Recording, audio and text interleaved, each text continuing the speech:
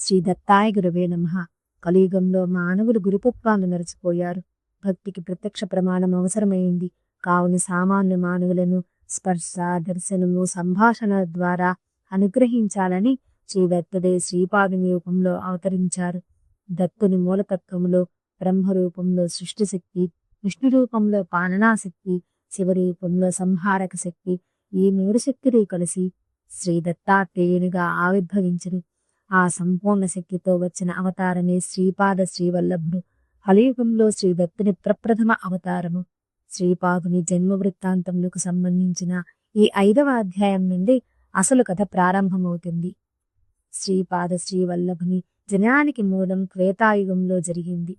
త్రేతాయుగమునందు భరద్వాజ మహర్షి ఏటికాపురమునందు సవితృకాటక చయనము అనే గొప్ప యజ్ఞమును నిర్వహించిరి. ఆ మహాయజ్ఞము శివపార్వతుల సమక్షములో జరిగెను. ఆ యజ్ఞ ఫలితమును భగవంతునికి ధారపోయడం వలన ఆయన సంతృప్తుడై భరద్వాజ మహర్షికి వరములను ప్రసాదించును.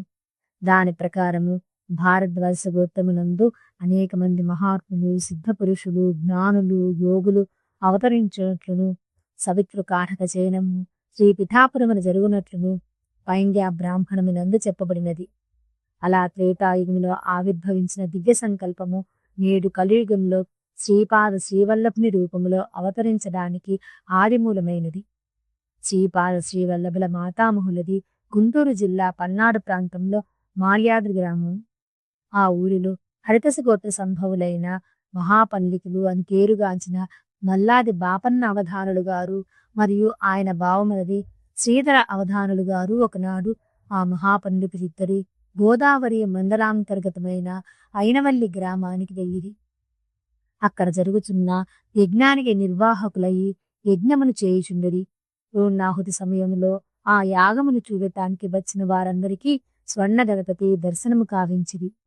మా గురువుగారు శ్రీ దెందుకూరి సత్యసోమయాజి గారి ఆధ్వర్యంతో కూడి ఋత్విక్కులచే విధి విధాన పూర్వకముగా పిఠాపురంలో నిర్వహింపబడిన సవితృకాటక చయన మహాయజ్ఞము.